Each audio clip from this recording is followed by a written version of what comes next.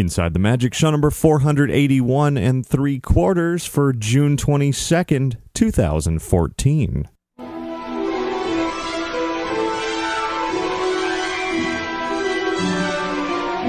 It is Sunday, June 22nd, 2014. This is show 481 and 3/4 of Inside the Magic. And as always, I am your host, Ricky Briganti, and this week we definitely will be discussing a whole lot of magic, but not Disney magic. This time it is from Universal Orlando, an entire show dedicated to Diagon Alley. I had a chance this week to spend a whole lot of time exploring this incredible new expansion of the Wizarding World of Harry Potter over at Universal Studios Florida, and it is simply unbelievable. We're going to be joined by a very special guest to discuss everything in great detail. So if you are a Harry Potter fan, you don't mind a few little spoilers, or big spoilers, then keep on listening because there's a whole lot to share. Of course, I do invite you to visit our website at InsideTheMagic.net. There you can find all of our podcasts, videos, photos, news, articles, and plenty more, particularly extensive coverage of Diagon Alley. Lots of photos, lots of videos,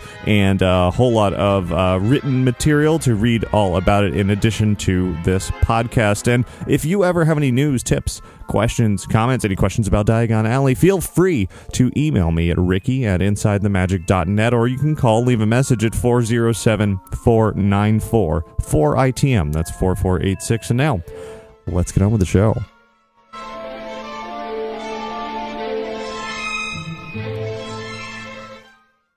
This week's episode of Inside the Magic is brought to you by Magical Travel. Free dining is back for Walt Disney World for travel between August 31st and December 23rd, with most dates included. Certain restrictions do apply, so you're going to want to book now for the best availability, and you can do that by calling Magical Travel today at 866-207-8387, or visit them online at magicaltravel.com to receive a free price quote. And though they specialize in Disney travel, if you're planning a trip down here to Orlando to visit the Wizarding World of Harry Potter and Diagon Alley, I'm sure they're be more than happy to help you out with your travel plans for that as well. And of course, be sure to mention Inside the Magic to receive your free Disney gift card for qualifying bookings when you book your Disney vacation with Magical Travel.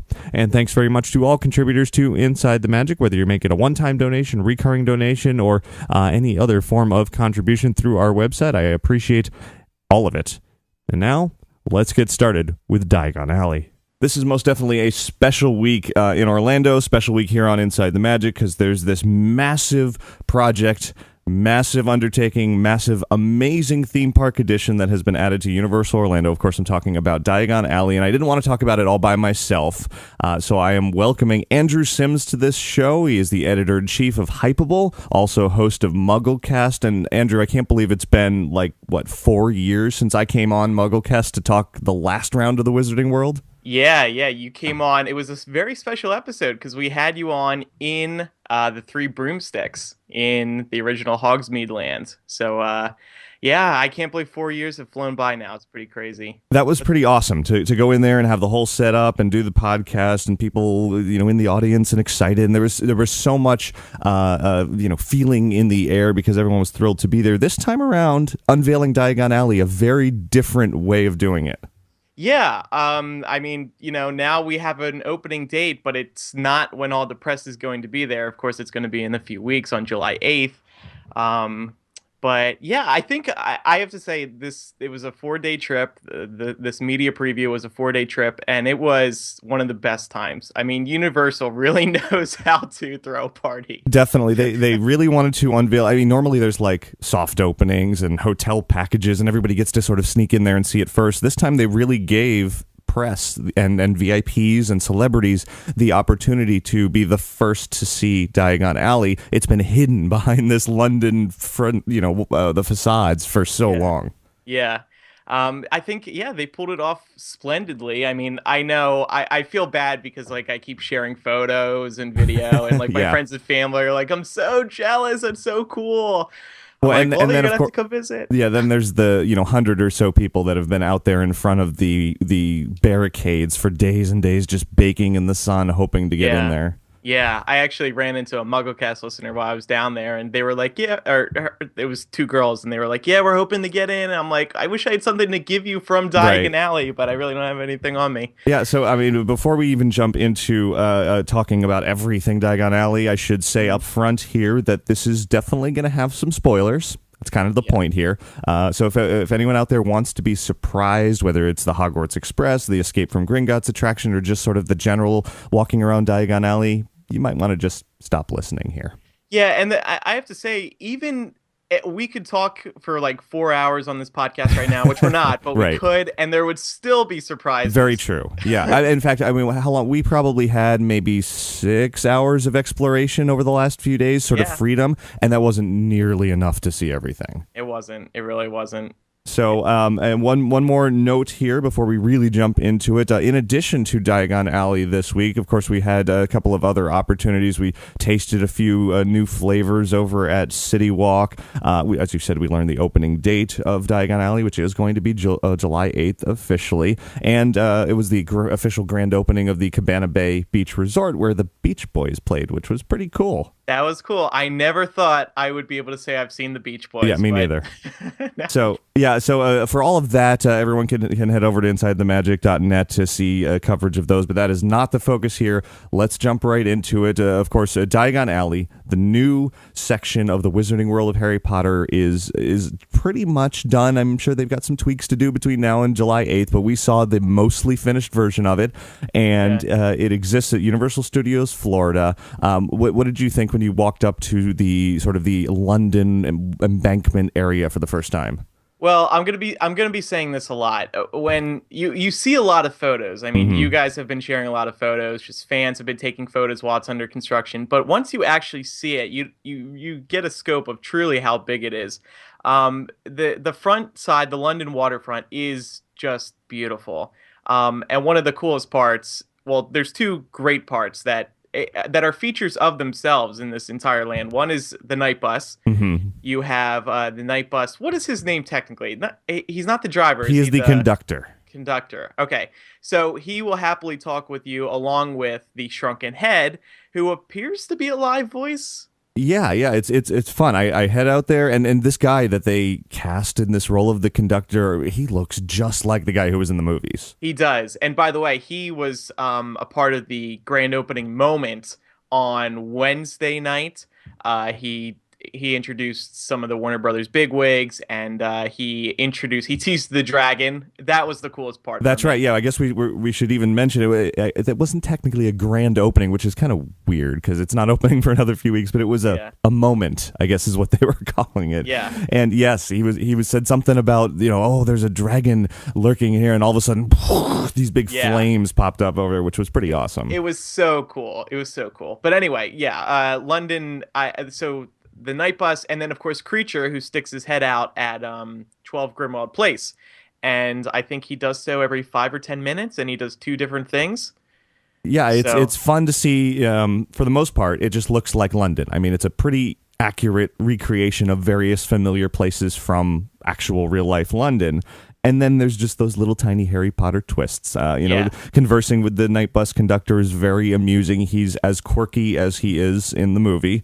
And then the shrunken head adds to the comedy of the situation because they almost have like a Laurel and Hardy thing kind of going. Yeah. Just, back and forth sort of. You're talking to the conductor and then the shrunken head butts in with his, silly little jokes. Yeah, they must have those guys, whoever's doing the shrunken head voice inside, and the conductor, those two must have a good working relationship because they have to be able to bounce off of each other to make it sound natural and fun. So it works really well. It does, and then yes, Creature peeking out of the window is a fun. I don't even know how many people are going to notice that. It's such a subtle effect, and it's way up there in a window. But I mean, Harry Potter fans will figure it out real quick. Yeah, it'll be a fun surprise. But those steps, I have to think a lot of people will be sitting on them for shade because the sun doesn't really hit them in the afternoon, so may ruin some pictures. But well, that whole area is going to be photographed like crazy. You can sit around the fountain, you can walk up to some of the facades. I mean, it's really just all essentially a barricade blocking your view into Diagon Alley. That's the whole purpose of all of that. And so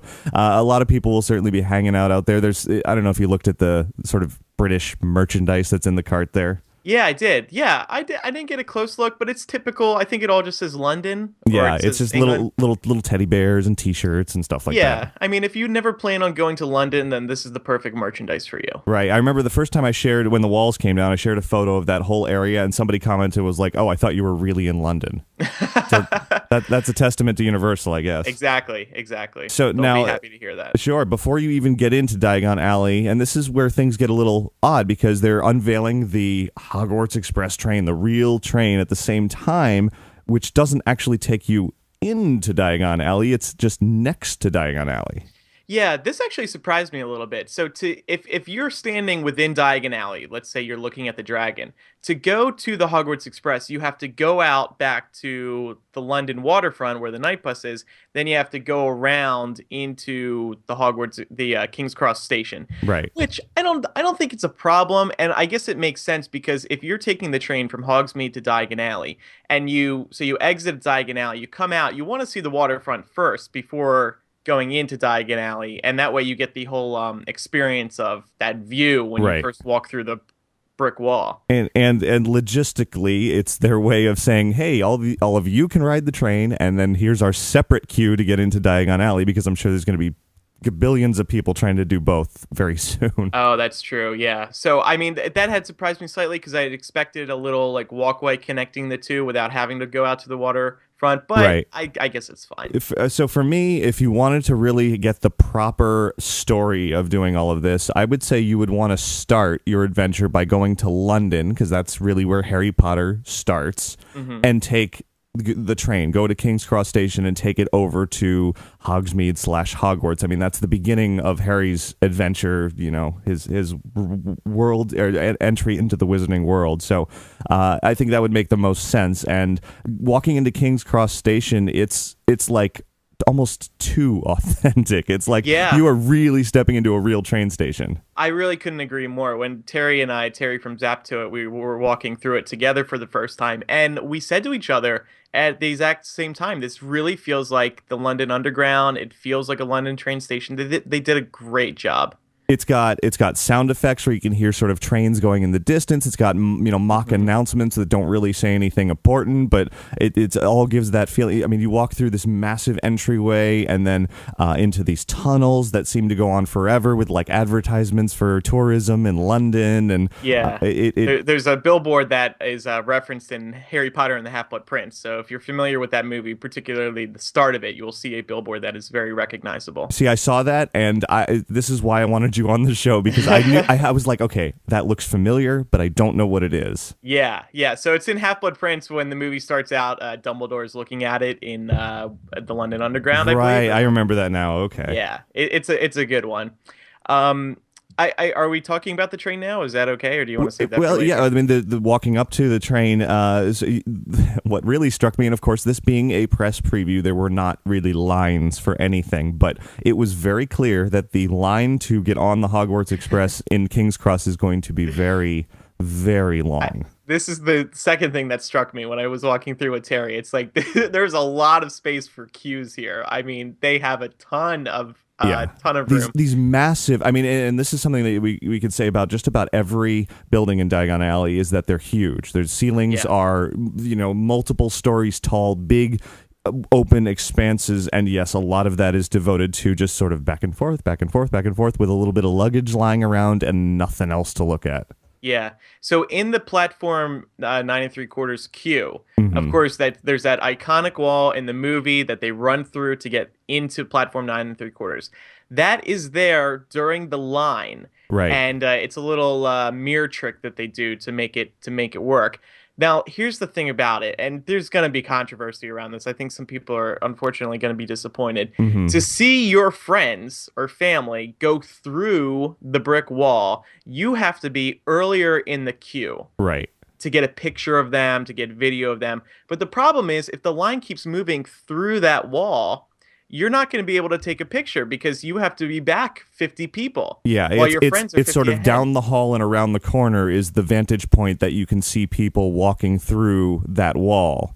Yeah. And when you actually get there yourself, there's not really a special effect or anything. It's just an open space. the reason we were able to do it, we have a bunch of people have pictures, is because there was no line. Right. But even when we were stopping to take pictures, there's a line forming behind us, and we were just like, "Oh, you can just go around because we're just taking pictures. You Right. can go ahead." So I don't know how Universal is going to handle that. I Well, think when I went through there was a, and I guess they're called porters, not the train conductors, but the others who are working in the train station. There was somebody stationed just right before that. And I have a feeling that's what's going to happen. I don't know this for sure, but it would make sense to me if they had somebody right there, because at that point you've probably already been waiting, 2 hours in line or something. And at that point, if you waited an extra 3 minutes, it wouldn't matter. So I think it would make sense to me if they had somebody there sort of pulsing groups through and say, okay, get ready. You're going to go through, between platforms 9 and 10 and, go gather right in this spot and send everybody through around the corner one at a time. That would make the most sense to me. But when there's 3,000 people in line and they're all getting grumpy and everything, I have a feeling at some point they're just gonna be like, yeah, go. Right. That's what I'm worried about. And I mean, they're gonna have to explain this to people and over again. Like, right. Well, it definitely needs some explanation, because when I went through, there was literally nobody else around except for that one team member there, and all she said was go. And so I was like, okay. And so we didn't even see the moment where you're supposed to watch others go through. We just walked right past it, and then after we walked through there, we were like, well, wait, where was the wall? So we had to backtrack, and we were like, oh, there it is. Yeah, it's not marked or anything. Right, and which just... it's not July 8th. Who knows? Something else might happen in there that'll make a little more sense. Yeah, they're going to be training nonstop. But right. We did talk to somebody there who somebody had asked, so how are you going to handle this? And they didn't seem to know yet. So, there still are 3 weeks, and they'll work out the kinks during the soft opening. But what is there when you are standing there and you do see that moment? It as simple of an effect it is, like you said, it's just sort of a Pepper's ghost reflection sort of thing. It's pretty effective. Yeah, no, it was a fun trick, and I think fans will be happy to see that they at least try to do it. Because I mean, really, how could you create such a thing any other way? I was wondering that. I was like, are they going to have like a mist screen that they're going to project bricks onto, or what? I couldn't come up with something that actually made any sense. That's sort of what I was thinking, kind of like Pirates of the Caribbean. Right, exactly, yeah. Through. Yeah, but no, they didn't do it that way. Right. But what they did now for works. There's always room for upgrades down the road. Sure. Well, there's literally plenty of room in there. They could reconfigure things. So you go down there, you turn the corner, and that's when you get your first full-on view of the Hogwarts Express train sitting there in the massive train station. Yeah, I was lucky enough when I walked into platform 9 3/4 itself. The train was sitting there waiting. Same with me, yeah. It is so remarkable. Fans are going to absolutely be delighted by this. I mean, the train it feels larger than life. Again, I mentioned earlier, a lot of things, they look bigger once you're there in person. The train looks bigger once you are there in person. Yeah, definitely. And it's got, the engine has steam billowing from it, and there's just everybody's there to group you in to be loaded into the cabins, and there's a lot of sort of hustle in there, and it really feels like you are boarding a train for an adventure. Yeah, the train is alive, and I mean Hedwig is there. Right. Yeah. Yep. You sort of have to pass right around Hedwig, which is great. I mean, the people are going to stop and take pictures of that for sure. Oh yeah. What else? I mean, when I walked in, the train was already loaded. They were waiting to pull out. Seeing it move for the first time too, out of the station, was just so cool. Yeah, and so then that's where one of the little quirks of this whole system has developed, and I was wondering about this as I was watching it testing and everything, and it's just as odd as I thought it would be to watch the train back into the station when it returns. Yeah, that was the one thing. So the platform 9 3/4 side of it, the train comes in backwards, whereas when it arrives, it comes in backwards. Whereas on the Hogsmeade side, it arrives face first, but then it backs out. Right. So each side has its own weird, quirky moment that you're like, why is the train going backwards? Yeah. So it's strange, but it makes sense logistically. Right. And then I guess both trains leave the station at the same exact time. Yeah, it seems to be like, because the ride is roughly 4.5 minutes long, and it's that duration that the trains come and go. So if you just missed it, you only have to wait about 5 minutes before another one shows up.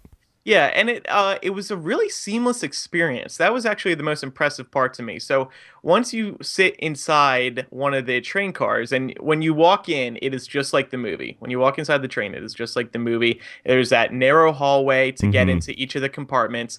The doors slide open. You can sit there. I believe each compartment holds 8 people. Yeah, and I thought it was really nice that they are at least for now, they were taking their time to escort each group individually to each cabin. You know, walk you Yeah. down the hallway, load you in, and then they move on to the next one. It was a nice, easy flow. When there's thousands of people there, I don't know if it's going to keep going like that, but Yeah, I guess they have to though, because they have to tell you, yeah, okay, true. 8 people in here, and then Right. eight Otherwise, people people. would just be wandering, taking pictures, going in other people's Exactly. cabins. Yeah. Yeah, and then you can even they really did a good job with the train compartments. Up above your seats are places to put all your bags, Oh, just I didn't like even notice that. yeah, just like in a real train. Okay. It's kind of like a net Right. shelf. And so then yeah, I mean the ride itself, The seats are very comfortable. they They're, are. they're Yeah. cushy. They're like fabric. I couldn't. Normally in a theme park it's like hard plastic and all of that. This Yeah. there was nothing that felt off about the cabins at all. They're not exactly spacious, but there's enough room to be comfortably seated in there. Yeah, I didn't get the sense that it's like it's too enclosed. Then again, it was only 3 people in my car, so I don't Hmm. know if it would feel different. But also a nice touch out the window while you're waiting to depart. There's smoke on the Right. digital screen, kind of like rising, coming out of the bottom of the train. Right. That's what it's supposed to simulate, and it looks good. It It's actually the screens look great. Yeah, and so you get in the cabin. There's sort of frosted glass that is the door when you come in. You sit down and they slide that shut. And for the duration, the roughly 5 minute duration of the ride, you are in this cabin sitting, and you think you're just going to be looking out the window the whole time, but there's a lot going on the other side as well. Yeah, which was I thought was that was a genuine surprise for me. I Me didn't know too. that was going to I happen. don't think anybody did, and honestly, so you see shadows of people essentially being in the hallway as the train is in motion and you're going through your journey, and the entertainment that was going on through that frosted glass, I liked that even more than what was outside the windows. Yeah, me too. And it was also just refreshing because like instead of staring out the window for an entire 4 or 5 minute journey, you get Right. to look the other way. There's there you do see the trolley lady Yep. through the frosted window, which fans are going to really appreciate because that's an iconic moment Sure. in the Yeah. movie. And you do see the trio at one point. The one person you actually see is Ron, played by Rupert Grint. That is a stunning moment. Yeah, yeah. Because I believe it's only in one direction you actually It is, see yeah. It was Ron, on the right? return from Hogsmeade to Diagon. Well, it doesn't have to be a return, but the way Yeah. to Hogsmeade to Diagon Alley. Yeah, you sort of hear voices and you see silhouettes, and then Ron puts his head up against the window with his hands sort of pressed at it, like, "Hey, isn't there somebody in here?" And Yeah. you feel like he is really standing there looking into your cabin. Yeah, and it's another part of the surprise about that was because every other element that's happening on those frosted windows are kind of just like white and black colors, Right. whereas when Ron actually puts his silhouettes. head up, yeah, well, yeah, and then when Ron puts his head up against the window, you actually see Ron like in full Yep. color. So those screens within those sliding doors are actually, really high tech. Yeah, it was Oh, really impressive, and then other fun things happen on that side during you'll get sort of lights will flicker and lightning strikes, and then somebody yells out Dementors, and Yeah. you see the hand press up against the glass and it gets all frosty cold, and Yeah. somebody said that there's supposed to be a chill that gets pumped in there at that point, but I didn't I feel didn't anything. feel that. Yeah. Yeah. Maybe it's not ready It yet. could be, but sort of all those little moments that you would expect to be aboard a trip on the Hogwarts Express are there. Yeah. It was a really complete experience. And like I said, seamless as well. So once the train actually gets rolling, it doesn't stop along the way at any point. You Right. are moving the entire way. And there's then, a little bit of feeling with the train. You can actually feel the bouncing and sort of Yeah. back and forth, and it coincides with what you're seeing on the screen. And the visuals outside the window, they're not 3D, but there's some sort of like curvature to it that gives it a nice depth. yes, it does feel like you're actually looking out a window, which I was which I was a little bit concerned about before I wrote it. But once you do, it really does look like you're looking out a window. Yeah, and you start pulling out of the station. You go and see, depending on which direction you're going in, you see Hogwarts Castle in the distance. You see Malfoy Manor makes a Yeah. spooky appearance. Me and my friends were like, we never knew Malfoy Manor was right along the Hogwarts Express train track. That's Yeah, amazing. you wouldn't think Who the knew? Malfoys would want to live that close to the train. Right, exactly. They can pay for better property that Right. doesn't have a train track running I next guess to I it. guess they can keep an eye on everything that way. Yeah, true. Very But true. but yeah, there's the Weasleys flying in on their brooms and throwing in a plug for their store in Diagon Alley as you're on your Oh way yeah. there, and Yeah. a lot of amusing moments there. Buckbeak and Hedwig and other, plenty of characters and entertainment. There's not a moment during that ride where you're not thoroughly entertained. Yeah, and then I had a moment during the first ride from Diagon Alley to Hogsmeade. I just had a light bulb moment where I was like, "Wow, we just took this train, we watched it, through a digital screen, but we are actually in Hogsmeade now. Yeah. We actually did just go between two parks. That- That's so cool." That is definitely the thing that you don't really get a sense of unless you actually do it. That it's not just a ride. You are actually going from London, King's Cross Station, and arriving at Hogsmeade and Hogwarts. Just like Harry Potter did, and that's going to be pretty magical for all the Harry Potter fans. Yeah, and I actually expected a little bit of a wait once we arrived in Hogsmeade and also once we arrived in Diagon Alley. But no, once the show out the window is over, once you stop moving, the doors open and that's it. You're Right. out. Yeah, I mean, and there's no waiting. Exactly. Normally on a ride like this, it's kind of like, okay, we arrived, we settle, you got to wait for this, that, and the other. No, it's like, open the door, out the door. Yeah, you're move there. on. You're there. Yeah. So Hogwarts Express, I would say, is obviously a must-do. It lived up to every expectation that I had for it. I agree. I'm very curious about what the wait times are going to be because that should be interesting. It seems like what's the ride capacity? Like 150? Yeah, there were 150, 160 per train. Okay. I didn't even get a look at the queue over on the Hogsmeade side because I didn't really properly exit. I did not either. Okay. But I'm sure it's massive. Yeah, it's got to be the same size as Diagon Alleys, I would assume. Right. So now that's the ride. You can take the train over. You can take the train back. You get to London. You've arrived in King's Cross, and to get into Diagon Alley, there's sort of the transition, if you will, through the jagged brick entryway, which I think people may be expecting a little bit more than what's there. Yeah, it's so you don't actually like walk through a wall, sort of like a smoke and mirrors trick, Right. like we were describing with platform 9 3/4.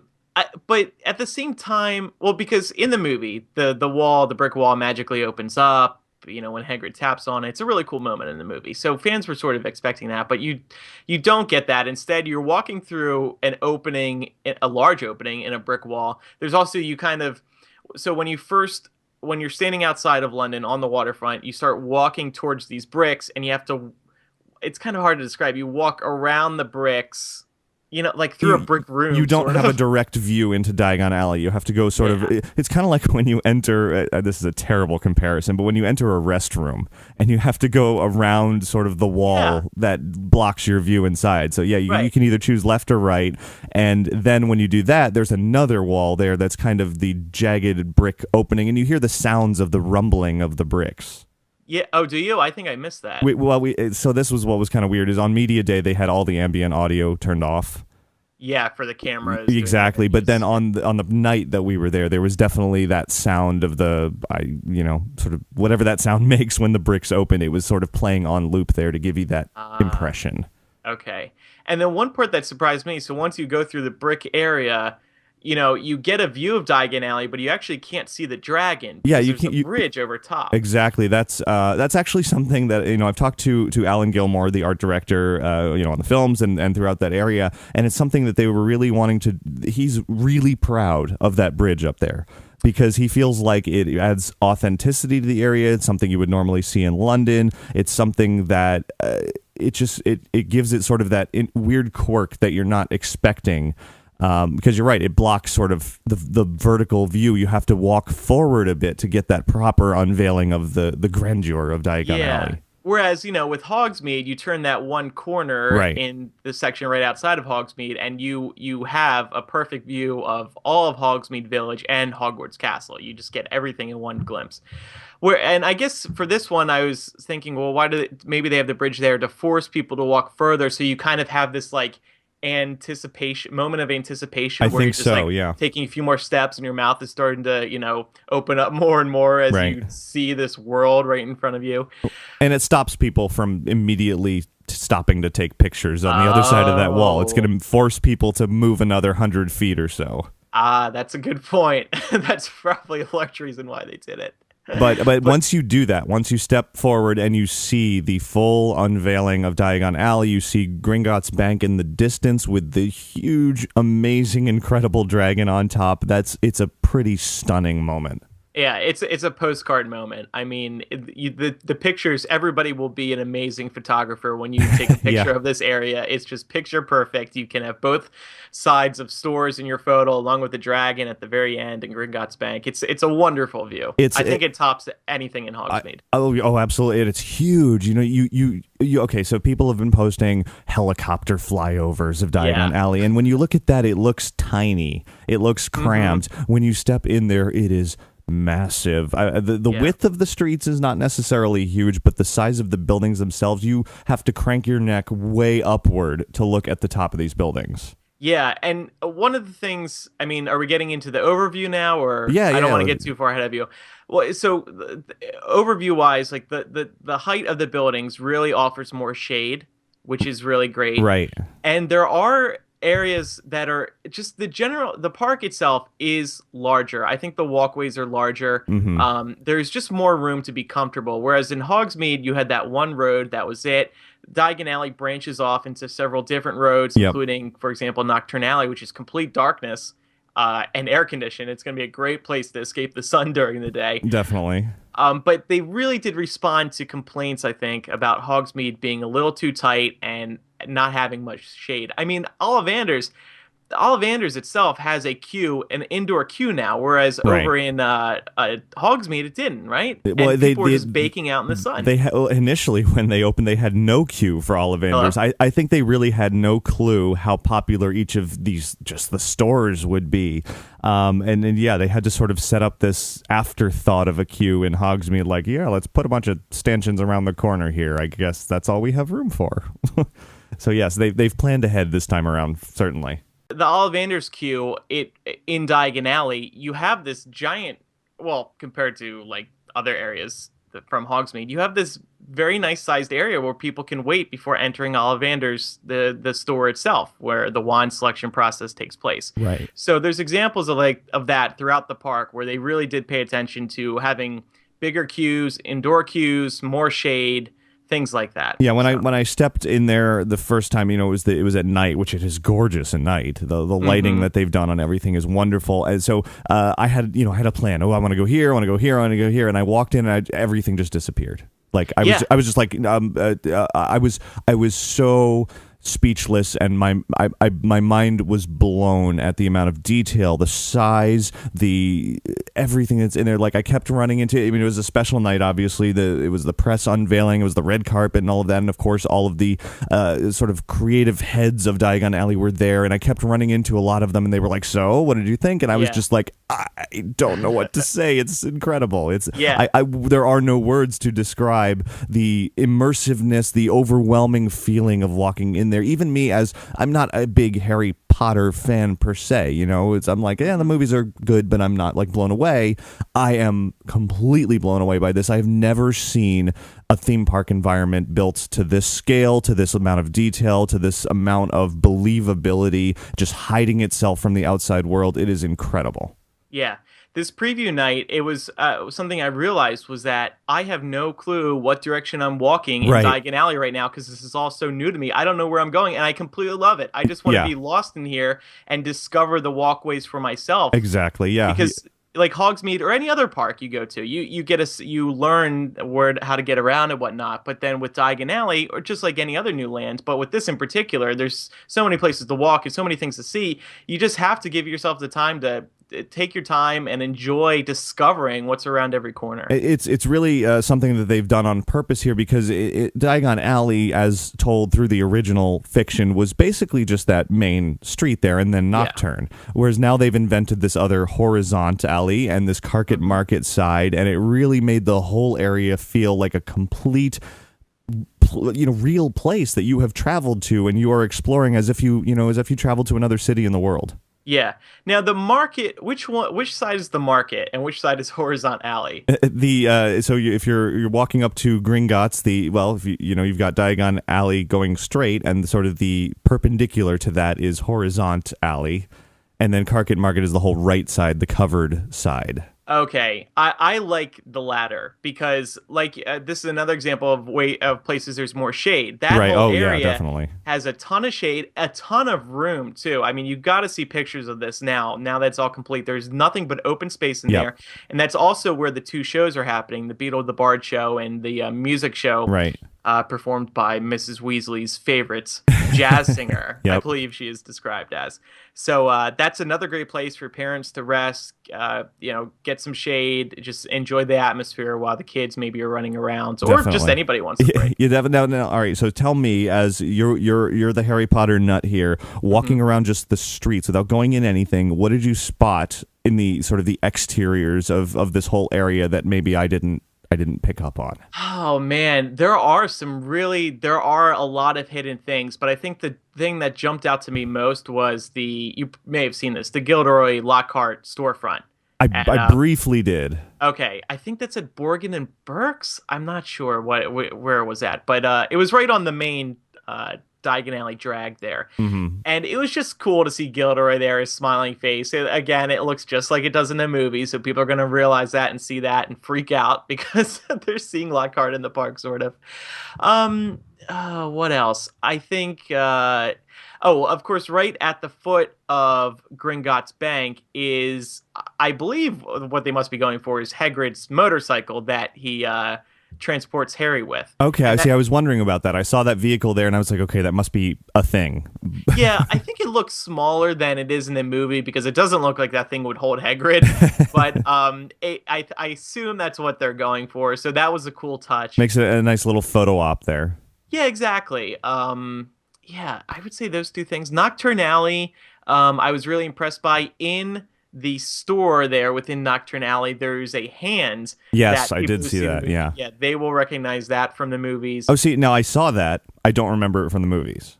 It is in the movie, in Nocturne Alley during Chamber of Secrets. That makes sense. Yeah, you will see it. It is it's references like that the fans are going to really appreciate it. I know Ivana Lynch recognized some sort of creature in the pet store, the pet stuffed animal there that she freaked out over because it had never made the movies, but there it was. That's Luna Lovegood, of course. Yeah, sorry, she plays Luna Lovegood, and I think so. On after all of the not enough hours that we spent in there, on the way out, I ran into Alan Gilmore one more time, and sort of as a footnote to the whole thing, he was like, "So you got a nice overview of everything, huh?" I was like, "Yeah, it's wonderful and this and that." And he was like, "Yeah, you need to really spend another 6 weeks here and just look at every tiny little detail," because he said just everything, if it exists on a building somewhere, there's a reason. They didn't just put anything for no purpose. All of the graphics and the signage were done by the same folks who created the graphics for the films, the very talented graphic designers, and they were there for the first time this week, and they were blown away. And it's just the level of careful attention that they have put into everything there is just surpassing anything that I've ever seen in a theme park. Yeah, Terry, again, from Zeptoit, she was a little underwhelmed during preview nights, but I think part of the problem was, A, it's your first time going in, there's just so much to look at, you don't know where to look first, and B, it was really crowded, and not really, really crowded, but there were so many people around that it's kind of hard to make sure you're noticing all the details because people are standing around covering things up and whatnot. Right. So then when we went during the next day, when there was less people running around, and of course when it was daylight, she really got a better sense, as did I, about the number of details you can find throughout the park. For example, I didn't notice that the Leaky Cauldron sign is actually leaking. I didn't see that either. Oh, you got it was awesome. Outside of the restaurant? Yeah, so there's a sign right outside the Leaky Cauldron restaurant, and you'll see a puddle of water right on the ground. And when I saw that, I was like, did they forget to clean that up? But then if you look at the sign where the crack is, that's great. They have a little thing of water and it's dripping. That's perfect. And I tried to take a picture of it, but it's really hard because it's just like drip, right, drip, drip, but it is dripping It's water. a very subtle effect. Yeah, so it's things like that you never would have thought of, but then when you see it, you appreciate it so much because they Right. took the name of the place very literally. I don't think you see that in the movies. Sure. It was just a Well, nice touch. okay, so we're talking about subtle details. There is nothing at all subtle about this dragon that's on top of No. Gringotts. Yep. The dragon, I think, again, the scale, you don't realize how big it is until you are looking at it in person, and that thing is remarkable. The detail of this thing, and I keep using the word detail because I don't know. I mean, that's what it is. You see this sort of dragon in the films, and you get this sort of like, oh, that's CG. That's, it's not real, whatever. And then it looks exactly the same, but it is not CG. It's there. It's in front of you, and it's huge. Yeah. And the sound it makes when it roars, it is loud. You can hear it from anywhere in Diagon Alley. If you are during the press conferences, in the Leaky Cauldron, the doors were closed to keep the sound out, but you could still hear the dragon roaring. I was over in Carket Market doing an interview, and about 2 minutes into it, all of a sudden, and the interview was just like, okay, wait, dragon. Yeah. Okay, keep going. Thankfully, they didn't turn that off during the media day. Right. Going. Yeah, you certainly. But of course, every time it roars, that's your cue to look up because that is when the massive fireball comes out of its mouth, and it is huge and it's hot. Yeah.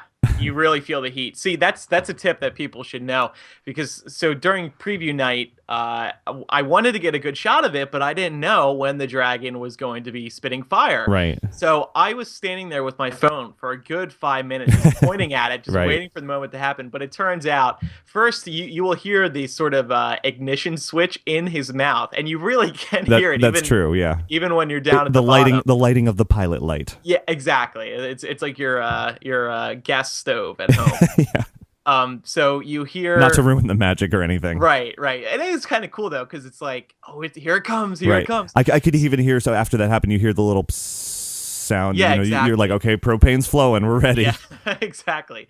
And then, like Ricky said, it does roar, and then it roars again with the actual fire. Right. So you do have time to look up, whip your camera out really quick, and so it's not just a quick little whoosh. It's like a. Yeah, it's really good. Now, one of the employees there told me that he saw the flame turn like blue and green as well. I didn't see that happen. I did not either, but I could see how that could happen. I mean, I could see it being blue based on, like, when fire gets really hot, right? It turns blue. So I don't know if that's what he saw. Maybe there's an extra trick coming where they put powder in the fire. Yeah, throw a little potassium in there or something. And I don't know, but I do know that a lot of people have, of course now it's everywhere. I've got a million videos of everything up, and everyone's got photos and everything. And so people are now, who haven't been there, are watching it all. And the number one comment that I've been getting back about the dragon, other than, wow, that's really cool, is, oh, it doesn't move.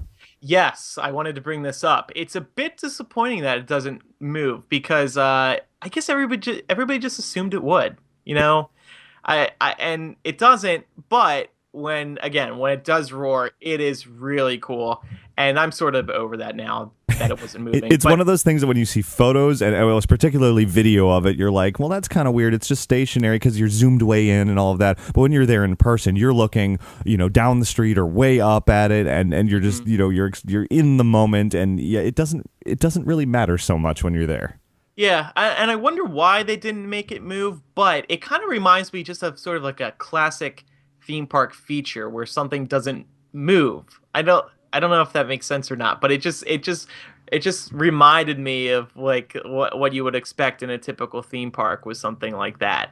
Although there's nothing typical about Diagon Alley, so no. I agree. I think even just a little tiny amount of head movement would have gone a long way, just into maybe show that it's there and it's just resting. Now, I mean, do we know for sure that it's not going to move? Maybe that part just wasn't ready. Did you ask anybody? Well, the body of it from tail to head is one solid piece.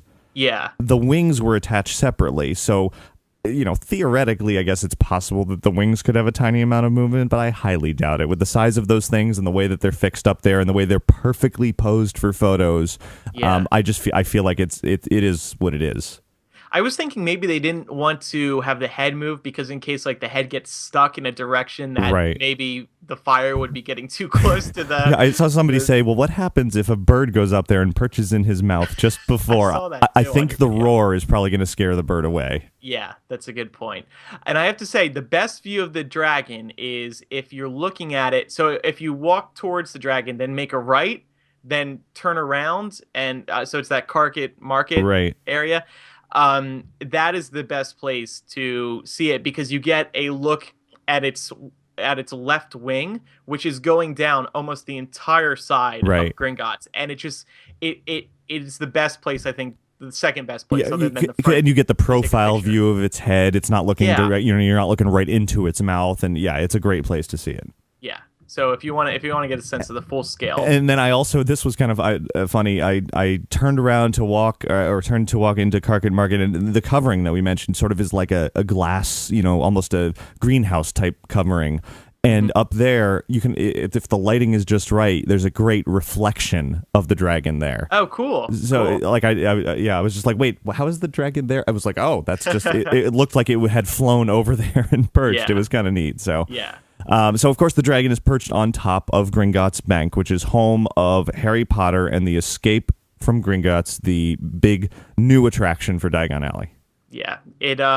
So when preview night, as soon as I got in, the first place me and Terry went was we went straight into the bank because we wanted to be one of the first people to ride it, and I'm really glad that we did because you go first of all the Gringotts Bank, the main bank teller area. Everybody's probably seen the pictures of that now with the giant chandelier. Right.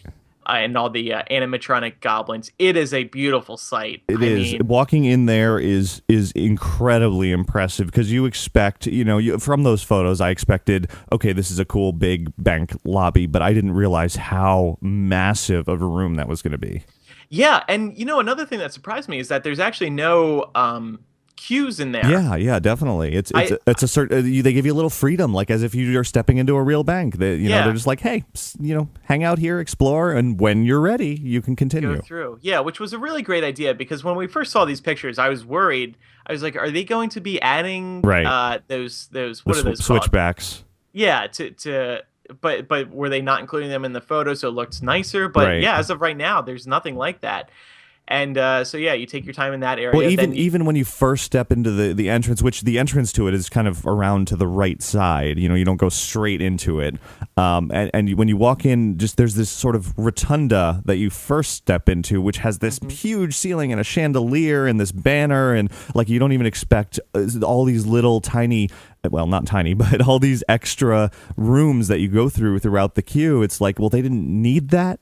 But it's amazing that they put it in there because it adds to the realism of it all.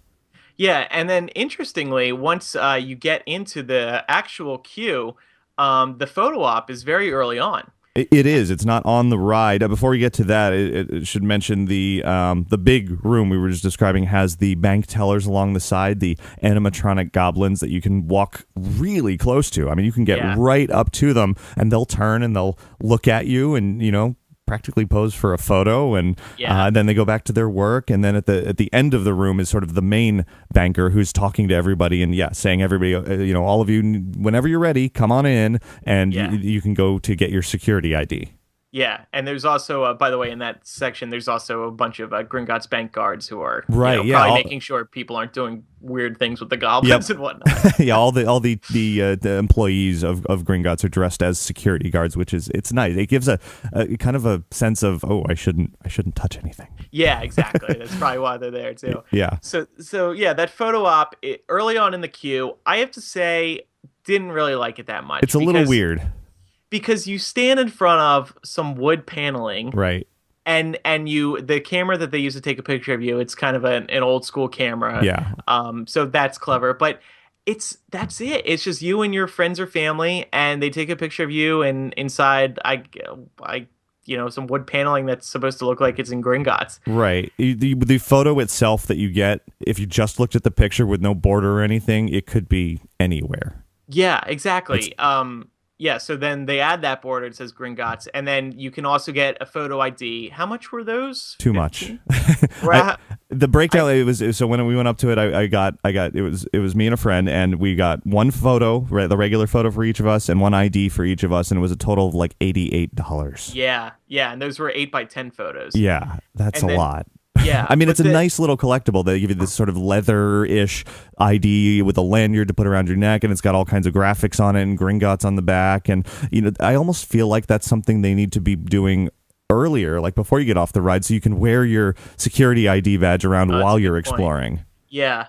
But I think the security badges are cheaper. It's $15 or $20. It's still a lot of money for your picture and a lanyard, but it's the cheaper option instead of getting like an 8x10 photo. And that 8x10 photo, it doesn't seem worth it. I would definitely recommend getting the ID thing over the photo. That does nothing for you.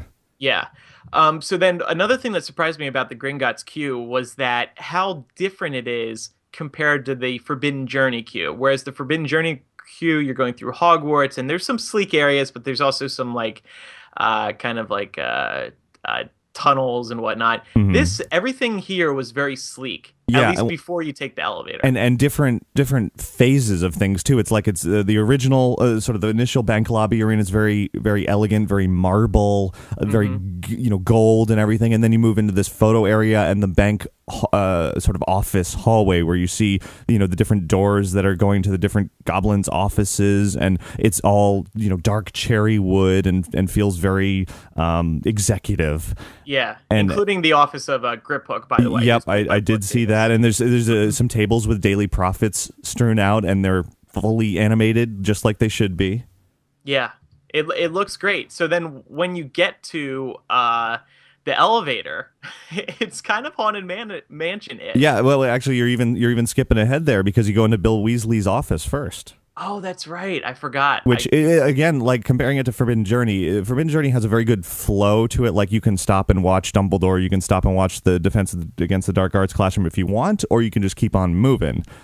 This one is definitely sort of a phased thing. You go here, you go into Bill Weasley's office, the door's shut, you watch that show, which has Bill Weasley in there, and I guess that's Grip Hook as well, right? No, it's actually not Grip Hook. It's not. Okay. Yeah, it's somebody else. I don't know his name. Some other goblin. Yeah, I think it's like the assistant goblin. Some assistant goblin. Okay. I'm not sure. He's not like a primary character or anything. Okay. But that technology, that projection technology, where it looks like Bill Weasley is there and that goblin, it looks just like how Harry, Ron, and Hermione do and Dumbledore do in Forbidden Journey. I think they've improved on it a little bit. It looked a little sharper to me, but essentially the same concept, except this time there's a moment where they interact with a physical prop in the room, which is nice. You sort of get that the virtual people and the real environment sort of playing off each other, and it ties it all together very well. It's funny too. Yeah, it was cool. It was fine. I was just so excited to get on the actual ride. So that's the thing. For me, walking through the environment, the queue and everything, I feel like that is a huge part of the attraction, and I like to sort of soak all of that in. I'm not in a rush to get on the ride, but the average theme park goer just wants to make a bolt for if you're not sitting in a car with a lap bar, you're not having fun. That's the mentality of the average theme park person. So all of this amazing detail and this entertainment in the queue, and I guarantee people are just going to be like looking on their phones and not paying attention to any of it. It's like, just stop, put away your phone, stop talking, look around, take it all in, because there's so much in there. I will say, though, it is nice that they entertain you in the queue. Oh, yeah. Instead of, sitting in a hallway for 3 hours. Well, there is an extended queue for Gringotts that goes way around back, and you'll be baking in the sun. And unfortunately, but that's, what can you do when there's 10,000 people wanting to get on a ride? Yeah. That's what it is. But everybody get there in the morning. And hope for the best. Or like 3 days in advance and camp out. And But so after the office is when you do go into sort of your trip through 9 miles down on the elevator into the underbelly of Gringotts. Mm-hmm. And it was a really cool experience. The elevator is shaking under your feet, and I forget big too. A lot of 20 people could fit in there easily. I would say it's bigger than the Haunted Mansion ones. I don't. No? Comparable. It's you know, there's definitely that Haunted Mansion element, like you said, because there's a show takes place in this elevator, and as far as I know, it's not really going anywhere. It's it's like the hydrolators of the living seas from years ago, where it's all about just sort of like being a pre-show and giving you the simulation of going down. Obviously, you're not really going. And it works. It does feel like you are descending. It does, because all the visuals are taking place sort of above you in the glass ceiling-ish. Yeah. And you're looking up, and it starts to go down. It feels like you're going down. It definitely has that impression of, moving downward at a rapid pace. But here's the bizarre part to me. So you go through that, you get the impression you're going down, and then the next thing you do is you go up a spiral staircase. I know, it's so confusing. So the show itself that takes place is fun. It doesn't have a whole lot going on with it. I was actually expecting a little bit more. It's well done, but it's not really in-your-face entertainment. I guess they didn't want to take away from the ride itself, probably. Mm-hmm.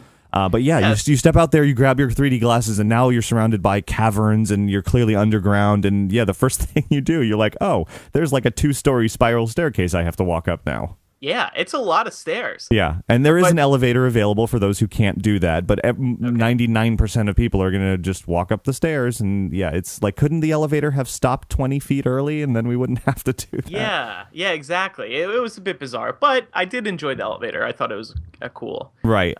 So then you do walk up those stairs, you turn a corner, and there's a huge load area with this just all dark and menacing looking, with stalactites and stalagmites, and the vehicles pulling up on the left and right, and the vehicles are sort of small trains of 2 cars that fit 12 people in each, 4 people per row. And I thought it was really nice that the rows are slightly inclined, like stadium seating, so the people in the back can see over the heads of the people in front of you.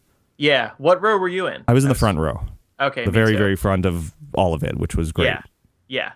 And those were cool. During preview night, like I said, I was one of the first people in, and we were right about to get on the ride. We were like next people to get on, and it broke down.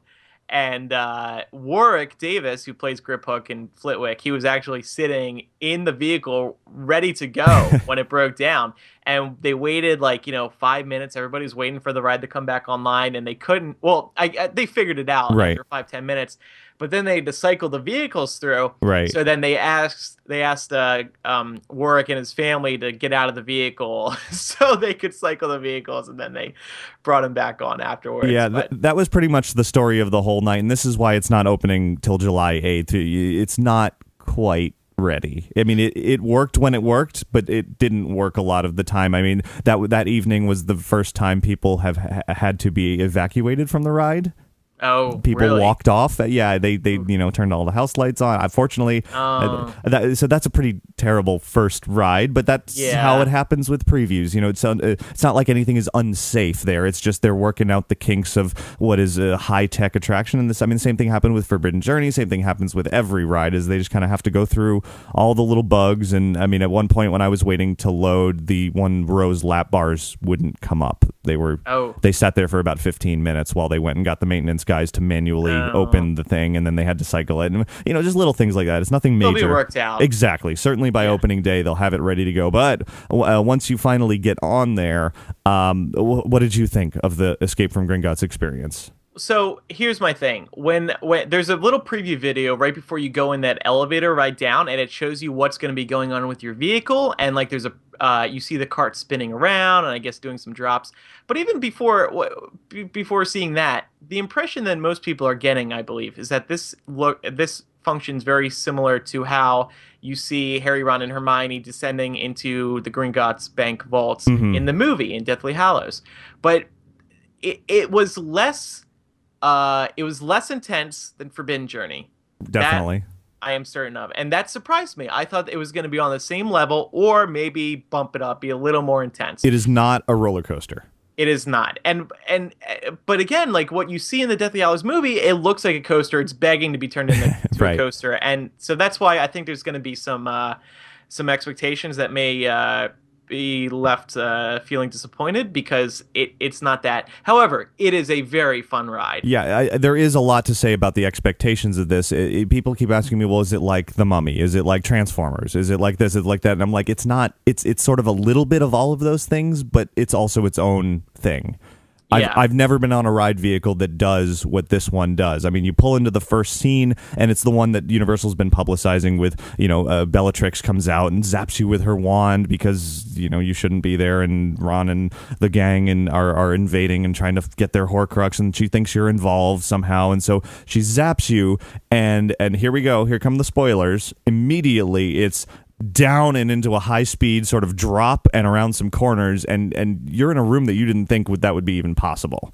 Yeah, and it like those drops are one of a few where there's actually some real like coaster like action Yeah. going on, but it's not intense. I mean, this is a really good family ride, I think. It has a good balance of scariness and movement. I think it can appeal to the whole family without turning anybody off from like too much motion. Right. Well, it was intended to be a little more family friendly than Forbidden Journey was. There's no, you're not flying all around and being turned on your side and on your back and this and that. There's no upside down. It's the big motions are kind of, there are some drops, there are some tight turns. You do swivel and spin left and right as corresponding with the 3D visuals around you. You've got the big sort of armored troll guys, I guess they are.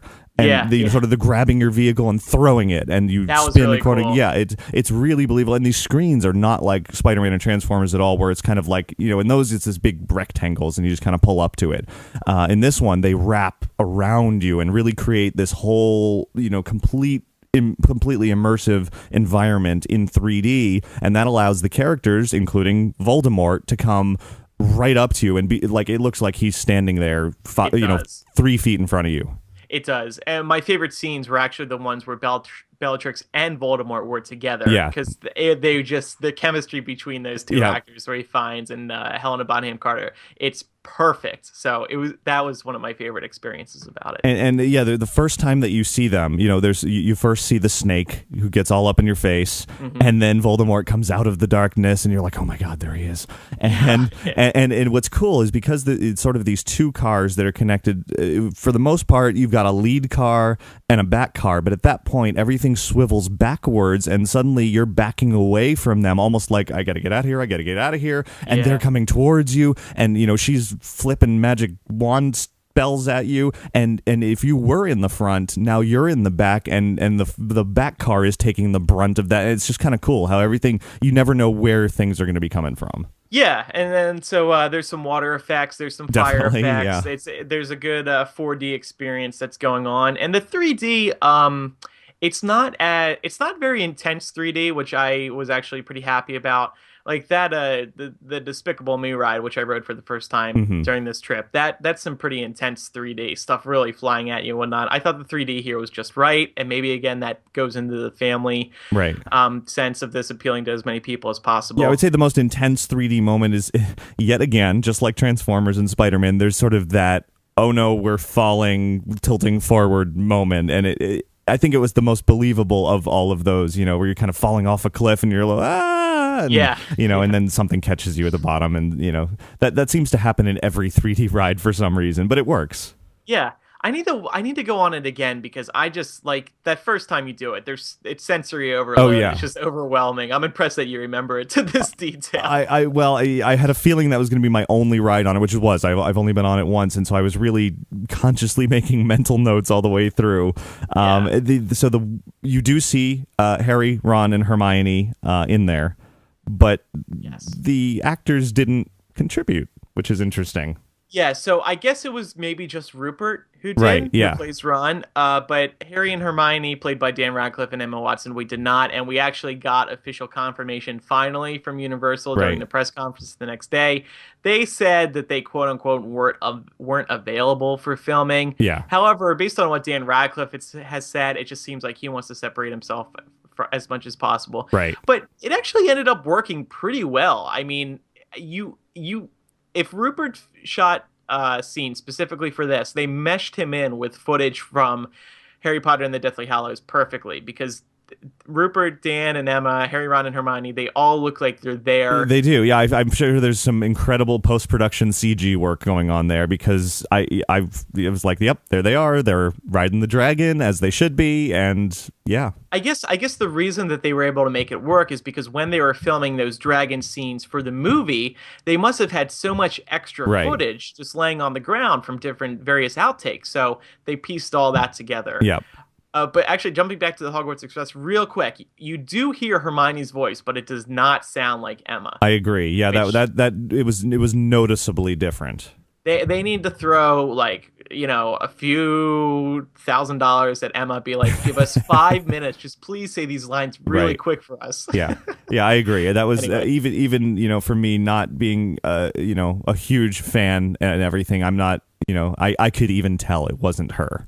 I'm a bit surprised they even thought they would fool people with that, but whatever, it's fine. Yeah. So then the ride ends. Lots of applause. Definitely thrilling. Definitely visually entertaining. And then comes the weirdness of, well, wait, there's no elevator back up. I just kind of walk out. Oh yeah, that's true.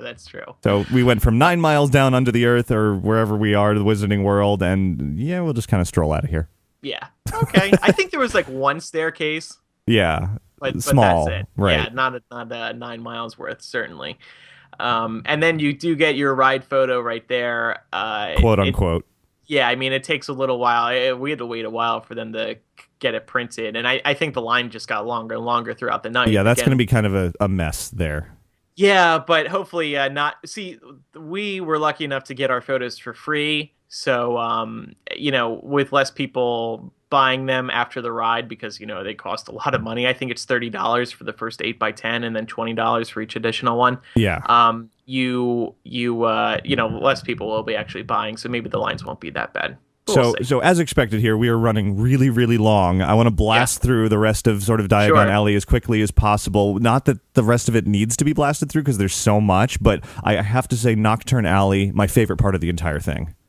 Yeah, and again, like I mentioned earlier, the fact that it's completely shaded and air conditioned. I mean, it's dark. You cannot even see your feet. It is dark. Yeah, it's an area that feels like you're still outdoors. You're basically supposed to be, but you're really indoors because it is so dark and it's cold, which is wonderful. And there's sort of stormy clouds overhead, and you transition from bright daylight outside into nighttime within a matter of a few steps.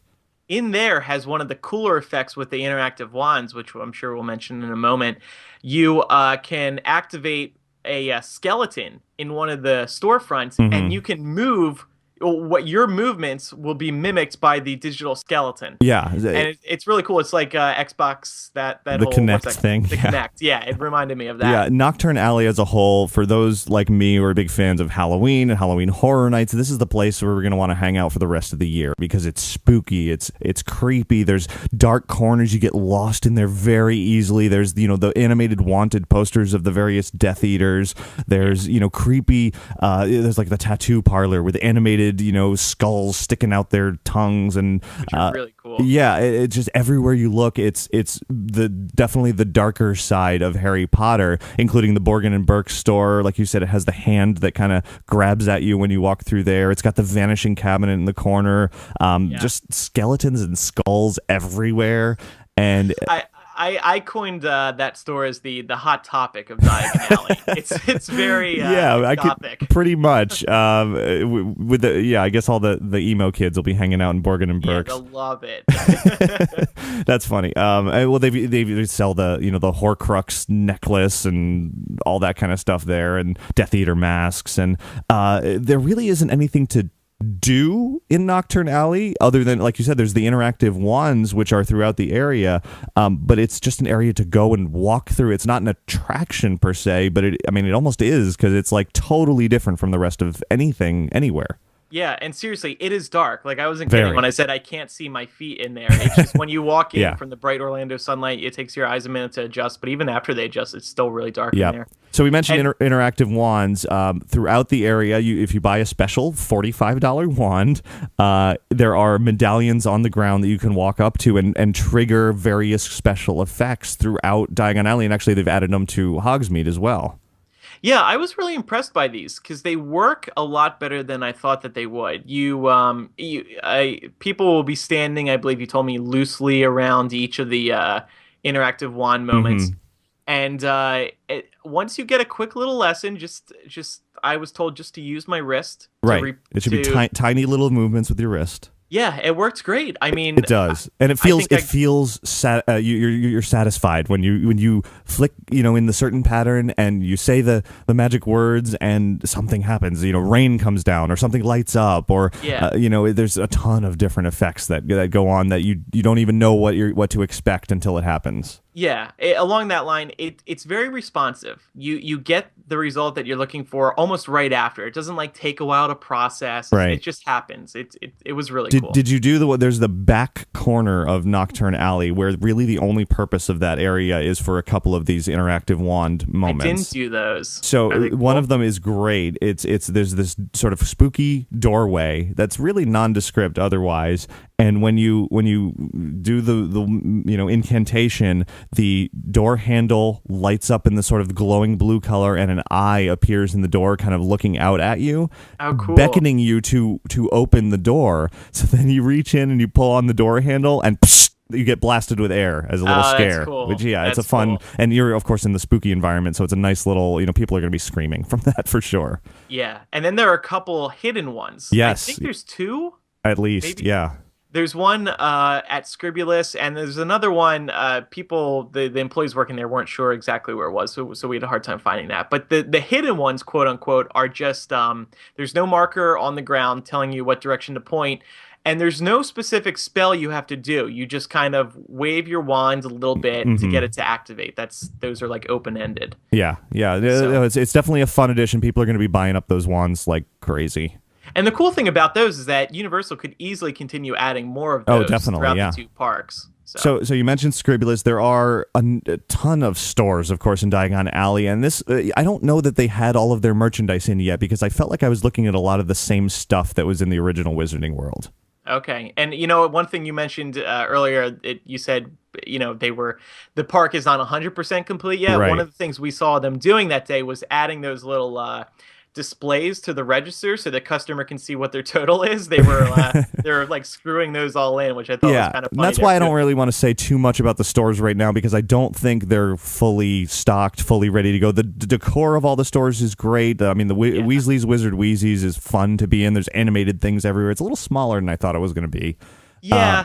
But I guess that goes into the whole that's how it looks in the Wizarding World. So. Right, but I mean, all the stores have their own unique themed merchandise, and I think over time they're really going to get in a lot of really amazing pieces that are unique to that area. We already mentioned Ollivanders, which is more or less the same show that it was in Hogsmeade. It is, like I said earlier, it's got that nice indoor queue where there's tons of wands, and at the store at the end of Ollivanders after the show.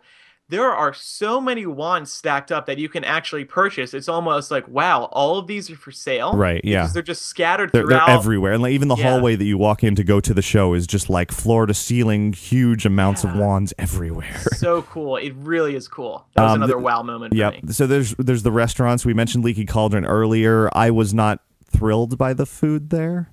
No, just taste-wise? I thought it was, I thought it was about on par with Three Broomsticks. It was Okay. good, but not didn't blow me away or anything.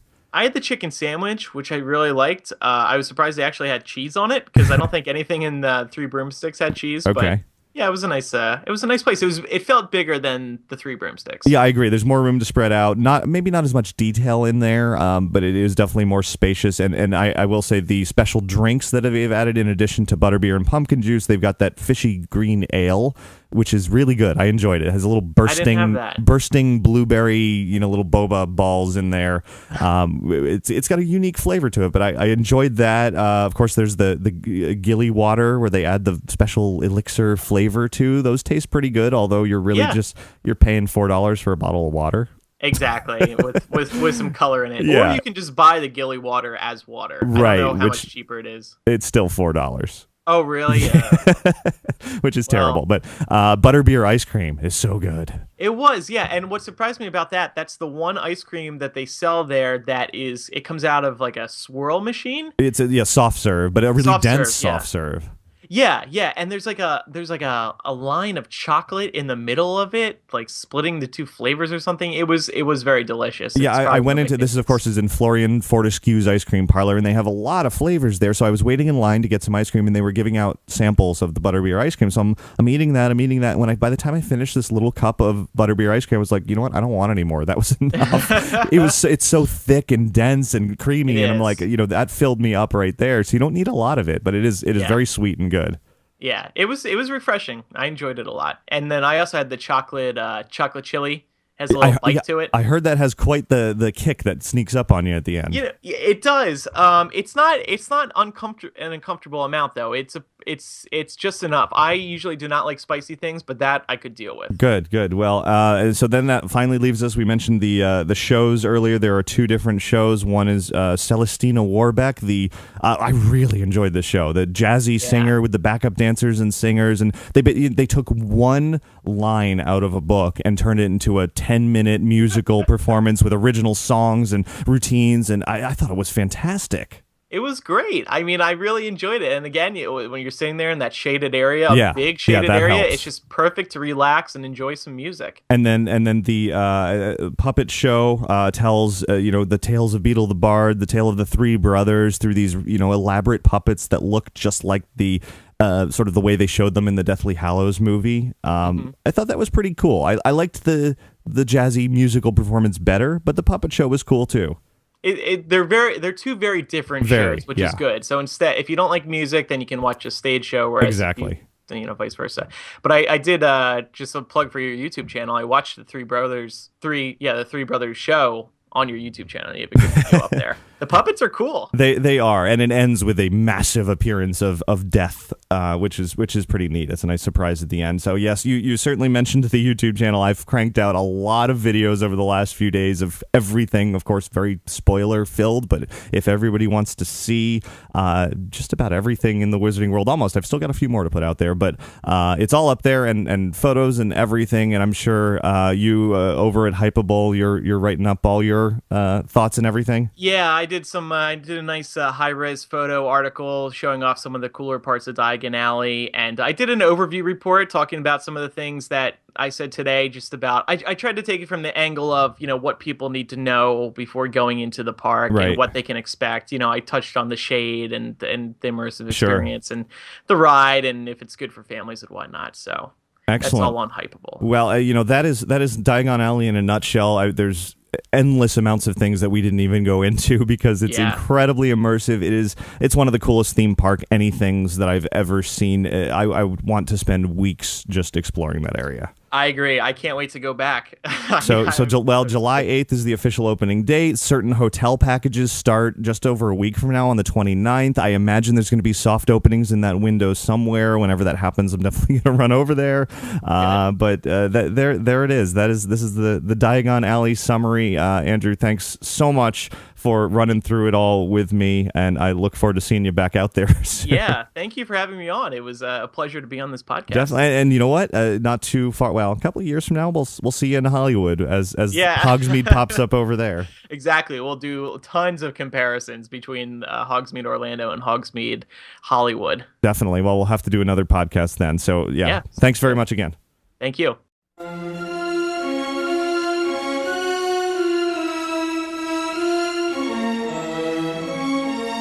Thanks once again to Andrew Sims of MuggleCast and Hypable for joining me to discuss everything Diagon Alley. And I use the word everything pretty lightly because even though we just talked for an hour and 15 minutes, we didn't even scratch the surface of what's there. We gave definitely an overview, a lot of opinions. It's phenomenal, but there is so much to see. We only had the opportunity to spend, half a day total in there, if that. And I cannot wait to get back in there to really fully explore, have fun with the interactive wands more. I didn't see nearly everything that the wands can do. Hang out more in Nocturne Alley, which is so incredible. Ride Escape from Gringotts a few more times and really see what that ride can do.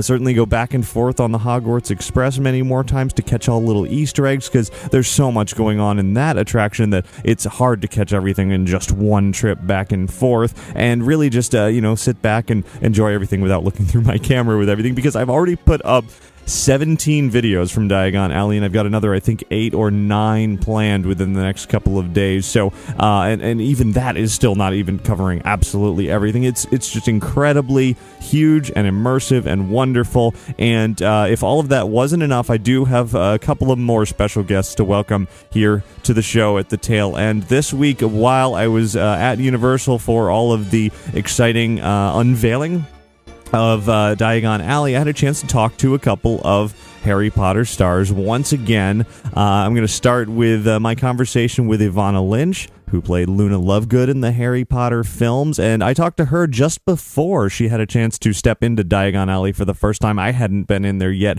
at this point either, so it was interesting to hear what she was looking forward to and sort of her take on what has made Harry Potter so very, very popular.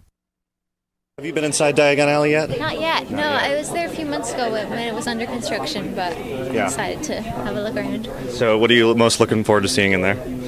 I'm excited for the entranceway, the archway, where you go from the London setting, the Muggle London, into the Wizarding World, because that was something that I think in the books it was like a real historic moment for Harry to walk through that wall and to see magic before his eyes. So I'm looking forward to having that experience also. Why do you think Harry Potter has lasted as long as it has and become such an amazing theme park attraction here? I think it's because, the characters really, they're the heart of the story, and I know people are also entranced by the fantasy and the world that J.K. Rowling created, but it's because the characters, we love them so much and we relate to them so much, despite them being in this completely separate world from us, or just not, fantasy world that we don't experience. I think it's still that they are very human behind it. I think because I read a lot of fantasy, and there's just so much fantasy that it's interesting, it's like an escape, but it's not that you relate to it, and she's created something that is simultaneously an escape and relatable, and you have this connection. She had a quote where she said, "Fantasy isn't an escape from our world; it's an invitation to go deeper into it." And I think that's what Harry Potter is. It's a great way to explain it. Certainly a great quote from J.K. Rowling that Ivana shared there. It's always great to talk to her. She's such not only a great person, but a big Harry Potter fan. It's clear that even though she was in the film, she's also really excited about everything. And ultimately, she did get to explore Diagon Alley and just had a blast, as has everybody who's been in there. I also spoke with James Phelps this week, who played Fred Weasley in the Harry Potter films, and he had already been inside Diagon Alley, had a chance to experience quite a lot of it, and here he shared his thoughts on the new area. I know you've already been inside Diagon Alley. What was it like walking in there for the first time? It was pretty, I don't know how to say it without sounding like a cliche. It was awe-inspiring for the fact of you're just solely immersed in the land. So when you walk in, you're not looking at, I don't know, like Springfield over at one section or Dr. Zeus or whatever. You're fully involved in the wizarding world, which I think is truly unique to any park in the world. And just the attention to detail is just out of this world. It really is. What do you think of the interactive wand experience? That's really cool, because I didn't really know much about it until Thierry gave us this wand and said, right, follow the instructions there. And I did, and it was in front of our joke shop. And then I can't say what happened, but it was like, wait, what? How that worked? So yeah.